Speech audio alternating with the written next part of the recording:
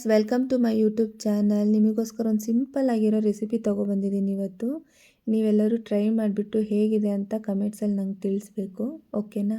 First gas on ಮಾಡಿಕೊಂಡು ಒಂದು PAN ಇಟ್ಕೊತಾ ಇದ್ದೀನಿ. ಪ್ಯಾನಿಗೆ 1 ಕಪ್ ಅಷ್ಟು ಶಾವಿಗೆ, 1 ಟೇಬಲ್ ಸ್ಪೂನ್ ತುಪ್ಪ ಆ್ಯಡ್ ಮಾಡಿಕೊಂಡು ಫ್ರೈ ಮಾಡ್ಕೋಬೇಕು. ಚೆನ್ನಾಗಿ ಲೋ ಫ್ಲೇಮಲ್ಲೇ ಫ್ರೈ ಮಾಡ್ಕೊಳ್ಳಿ.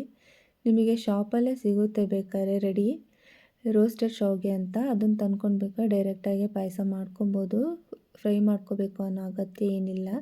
ನೆಕ್ಸ್ಟ್ ಈಗ ಹಾಲು ಕಾಯಿಗೆ ಇಟ್ಕೊತಾ ಇದ್ದೀನಿ. ಅರ್ಧ ಲೀಟ್ರ್ ಹಾಲಿಗೆ ಸ್ವಲ್ಪನೇ ನೀರು ಹಾಕ್ಕೊತಾ ಇದ್ದೀನಿ. ಹಾಲು ಕವರ್ ಒಳಗೇ ಸ್ವಲ್ಪ ನೀರು ಹಾಕಿಬಿಟ್ಟು ಹಾಕ್ಕೊತಾ ಇದ್ದೀನಿ.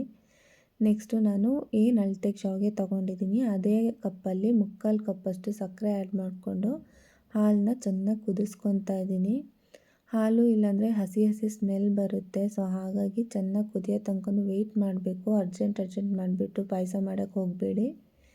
ನೆಕ್ಸ್ಟು ಸ್ವಲ್ಪ ಏಲಕ್ಕಿ ಪೌಡರ್ ಆ್ಯಡ್ ಮಾಡ್ಕೊತಾ ಇದ್ದೀನಿ. ನಾನು ಫಸ್ಟೇ ಆ್ಯಡ್ ಮಾಡ್ಕೊಳಲ್ಲ, ಯಾಕಂದರೆ ಹಾಲು ಒಡೆದೋಗೋ ಚಾನ್ಸಸ್ ಇರುತ್ತೆ. ಫಸ್ಟೇ ನೀವು ಆ್ಯಡ್ ಮಾಡಿಕೊಂಡ್ರೆ ಚೆನ್ನಾಗಿ ಕುದ್ದಾದ್ಮೇಲೆ ಏಲಕ್ಕಿ ಪೌಡರ್ ಆ್ಯಡ್ ಮಾಡಬೇಕು. ನೆಕ್ಸ್ಟು ಶಾವಿಗೆ ಆ್ಯಡ್ ಮಾಡಿಕೊಂಡು ಒಂದು ಸತಿ ಮಿಕ್ಸ್ ಮಾಡ್ಕೊಳ್ಳಿ, ಇಲ್ಲಾಂದರೆ ಗಂಟಾಗಿರುತ್ತೆ ಶಾವಿಗೆ ಆಡಿ. ಮಿಕ್ಸ್ ಮಾಡಿಕೊಂಡು ಚೆನ್ನಾಗಿ ಕುದಿಯೋಕ್ಕೆ ಬಿಡಬೇಕು ಶಾವಿಗೆನ. ಈಗ ಕುದ್ದು ಬೆಂದಿದೆ ಶಾವಿಗೆ.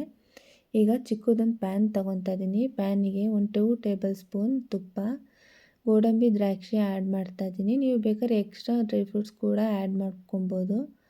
ನೆಕ್ಸ್ಟ್ ಈಗ ಚೆನ್ನಾಗಿ ಫ್ರೈ ಮಾಡಿಕೊಂಡು ತುಪ್ಪದ ಒಗ್ಗರಣೆ ಕೊಟ್ಟರೆ ಪಾಯಸ ready. Thank you for watching. Like ಮಾಡಿ, ಶೇರ್ ಮಾಡಿ, ಕಮೆಂಟ್ ಮಾಡಿ, ಸಬ್ಸ್ಕ್ರೈಬ್ ಮಾಡಿ. Bye, see you tomorrow with new recipe.